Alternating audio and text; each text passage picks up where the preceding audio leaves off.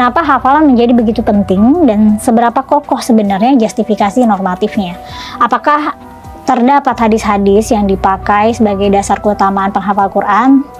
Atau jangan-jangan sebenarnya dasar perintahnya itu lemah atau bahkan palsu?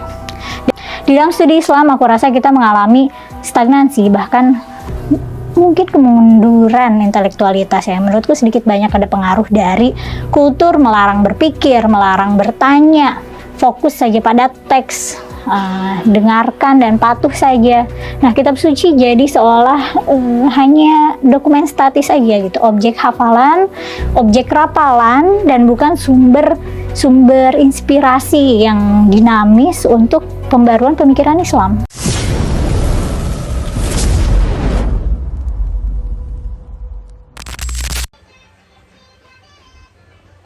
Kenapa sih Quran dihafal? Kenapa orang Islam menghafal Al-Quran? Kan sudah ada mushaf, Quran sudah dibukukan dan dicetak secara masif. Katanya nanti kalau kertas itu kan, kalau dicetak kertas itu kan bisa dihancurkan, dan yang bisa diandalkan adalah ingatan. Tapi kan masih ada file digital gitu. Nah, kalau jejak digital hilang pun kayaknya di segala belahan dunia gitu ada cetakan Quran kan. Kemungkinan hingga kini sudah ada miliaran eksemplar yang tersebar, nggak mungkin semua hilang tiba-tiba kecuali bumi kiamat. Jadi apa istimewanya hafal Quran? Sampai ada loh beasiswa dan pendaftaran kampus jalur hafal Quran. Apakah Islam memang memerintahkan menghafal Quran? Sebenarnya nggak ada perintah secara tegas ya yang nyuruh hafal Quran. Perintah belajar dan mengajarkannya ada, disuruh melantunkannya dengan baik ada. Para sahabat memang banyak yang menghafal sebagian Al-Quran, tapi nggak ada tekanan untuk menghafalkan sepenuhnya gitu semuanya. Nabi pernah melarang menulis perkataan beliau kecuali ayat suci. Kenapa? Karena takut tercampur gitu. Takutnya ayat suci tercampur dengan hadis. Jadi sebagai tambahan konteks, menulis itu adalah kegiatan yang mahal saat itu ya. Belum ada kertas, masih pakai pelepah kurma atau kulit hewan atau tulang belikat unta atau pecahan batu tipis, dan tintanya tuh masih pakai arang atau jelaga atau getah pohon. Nah, jadi kertas yang dipakai itu kan terbatas, jadi yang bisa dicatat juga terbatas. Resource untuk menulis sangat terbatas, dan makanya pencatatan itu diprioritaskan untuk yang prioritas aja gitu, dibatasi untuk yang prioritas saja, seperti misalnya ayat suci.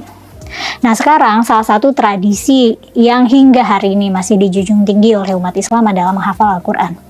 Di banyak masyarakat muslim, para penghafal atau hafiz atau hufaz dipandang dengan penghormatan khusus. Lembaga-lembaga tahfiz bermunculan, bahkan anak-anak sejak dini sering diarahkan untuk menghafal ayat suci ini dengan harapan mendapatkan pahala besar gitu. Atau mendapatkan posisi terhormat di antara komunitas muslim, atau bahkan ya menggapai kemuliaan di akhirat gitu. Tapi kalau kita melihat lebih kritis lagi terhadap praktek ini gitu, jadinya kan muncul pertanyaan, kenapa hafalan menjadi begitu penting dan seberapa kokoh sebenarnya justifikasi normatifnya? Apakah terdapat hadis-hadis yang dipakai sebagai dasar keutamaan penghafal Quran? Atau jangan-jangan sebenarnya dasar perintahnya itu lemah atau bahkan palsu? Dan apakah kodifikasi Al-Quran pada masa awal Islam itu benar-benar mendukung idealisasi terhadap tradisi menghafal ini?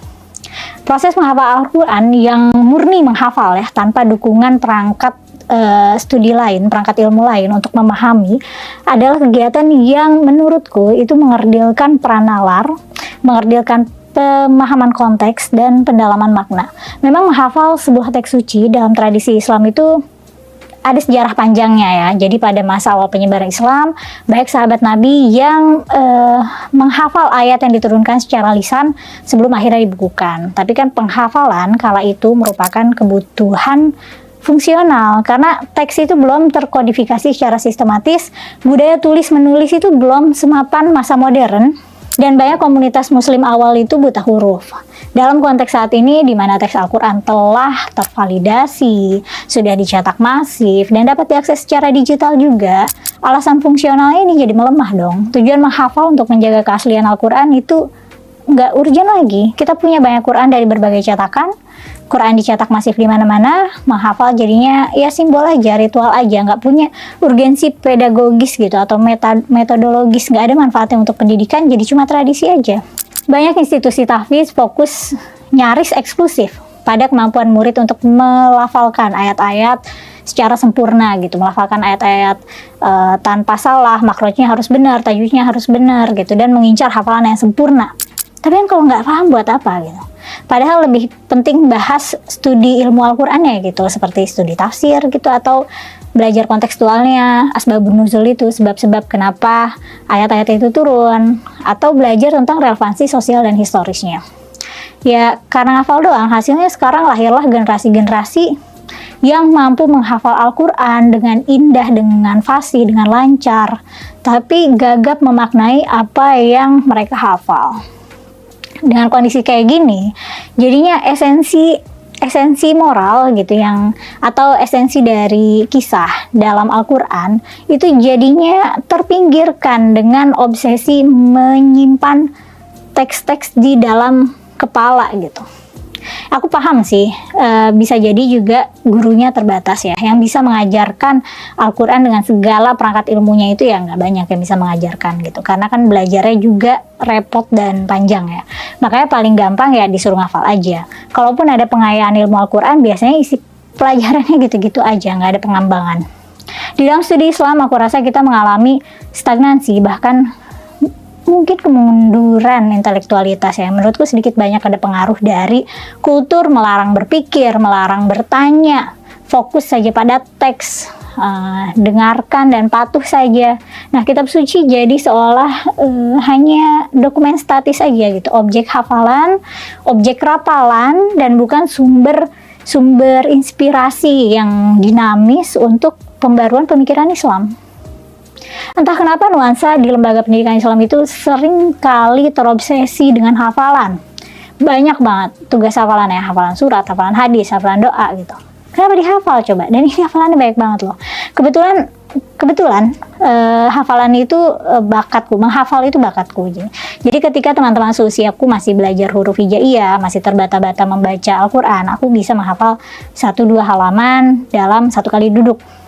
Ya paling aku ngalamin kesulitannya pas kuliah ya, karena tes tahfiznya itu demanding banget, banyak banget, ujiannya banyak dan berlapis, dan aku sebagaimana hafiz pada umumnya ya punya obsesi juga, pengen hafalanku sempurna, aku pengen dapat validasi dari guru-guruku dan dari orang tuaku. Ya tapi enggak ya, hafalanku nggak pernah sempurna, meskipun secara nilai sebenarnya cukup oke, cuman kayak ya oke dikit gitu.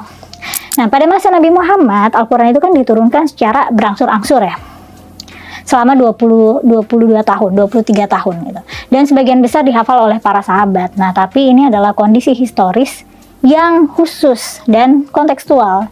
Nah, setelah wafatnya Nabi, generasi Khulafaur Rasyidin, terutama Abu Bakar dan Utsman bin Affan itu membentuk tim untuk mengumpulkan Al-Quran dalam bentuk mushaf gitu. Nah, kodifikasi ini merupakan upaya untuk memastikan stabilitas teks di tengah ancaman kematian para penghafal dalam peperangan. Nah, proses kodifikasi ini kemudian meminimalisir risiko perubahan gitu, risiko distorsi teks atau risiko lupa. Jadinya generasi-generasi berikutnya punya akses nih ke teks Al-Quran yang sudah tertulis dan sudah baku. Jadi nggak lama setelah Nabi wafat itu kan terjadi perang Yamamah ya, sekitar tahun 12 Hijriah atau 633 Masehi, yang menewaskan banyak sahabat penghafal Al-Quran. Nah, kemudian atas rekomendasi Umar bin Khattab, Khalifah Abu Bakar menugaskan Zaid bin Thabit untuk mengumpulkan semua lembaran catatan ayat gitu ya, semua suhuf yang ya macam-macam itu, yang ditulis tulang, di pelepah kurma, di kulit dan lainnya, dan mengumpulkan hafalan dari para sahabat gitu. Jadi mewawancara sahabat-sahabat yang hafal Quran. Hasil pengumpulan ini kemudian dibukukan dalam bentuk satu mushaf. Jadi mushaf itu artinya kumpulan suhuf-suhuf ya gitu. Suhuf itu artinya lembaran, kalau udah jadi mushaf itu artinya buku gitu. Maksudnya secara bahasanya kayak gitu. Satu mushaf terjilid, udah jadi nih satu mushaf terjilid, disimpan oleh Abu Bakar, kemudian disimpan Umar, dan akhirnya oleh Hafsah binti Umar. Nah, pada masa Khalifah Utsman bin Affan, yang pemerintahannya itu tahun 644 sampai 656 Masehi, atau sekitar tahun 24 sampai 35 Hijriah gitu ya. Sekitar 12 sampai 15 tahun setelah Nabi wafat. Itu mulai dibikin nih standarisasi bacaan Al-Qur'an. Karena kan Arab itu tanah yang luas ya, dan ada berbagai dialek. Karena banyak dialek itu menimbulkan perbedaan pelafalan gitu. Berbagai dialek bacaan mulai menimbulkan perbedaan di wilayah-wilayah muslim yang semakin luas gitu. Jadi kadang orang berdebat gitu, enggak bunyinya gini, bunyinya gitu gitu. Jadinya atas inisiatif Utsman, komitenya ini yang juga dipimpin oleh Zaid bin Sabit itu menyalin mushaf yang pernah dikumpulkan di masa Abu Bakar itu, dan setelah disusun mushaf standar ini, mushaf dengan bacaan yang standar dan tulisan yang standar ya. Jadi kan Quran itu disebarkan secara lisan ya. Nah, jadi nggak ada nih tulisan bakunya sebenarnya tulisannya gimana. Dan di banyak daerah ini kan selain dialeknya beda, cara mereka menulis juga beda.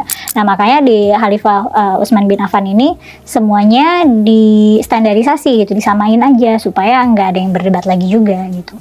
Nah, setelah tersusun, mushaf standar ini kemudian digandakan dan dikirim ke pusat-pusat kekuasaan Islam. Dikirim ke Kufah, dikirim ke Basrah, dikirim ke Syam, dikirim ke Mekah. Jadi singkatnya, upaya pertama pengumpulan dalam satu mushaf itu dimulai sekitar 1 atau 2 tahun setelah Nabi wafat, sementara standarisasi akhir pembakuannya itu mushaf Utsmani ini baru di 12 sampai kira-kira 12 sampai 15 tahun setelah Nabi wafat ya.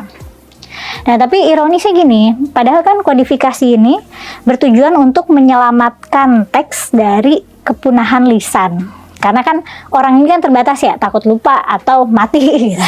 Nah, jadi supaya abadi dijadiin teks tertulis. Soalnya kan khawatir Quran punah kan ya itu ya, karena para penghafal Quran ini berguguran di medan perang. Nah, tapi jadinya rasanya praktek tahfiz saat ini justru memuja kembali era hafalan, seakan itu suatu keharusan gitu. Padahal dengan tersedianya standar mushaf, hafalan itu nggak lagi menjadi penjamin kesinambungan otentiknya Al-Quran gitu. Teknologi informasi kan semakin mempermudah verifikasi ayat dan bacaan.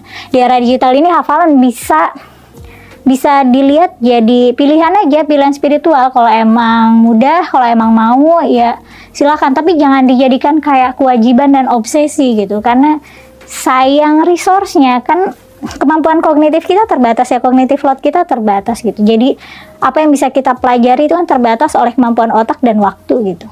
Nah, menghafal Quran itu adalah upaya yang memakan waktu yang sangat panjang gitu.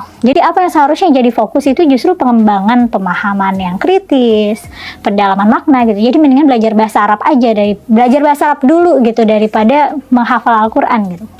Dan yang penting juga kan mengintegrasikan nilai-nilai Al-Quran dalam kehidupan nyata gitu. Kalau memang mau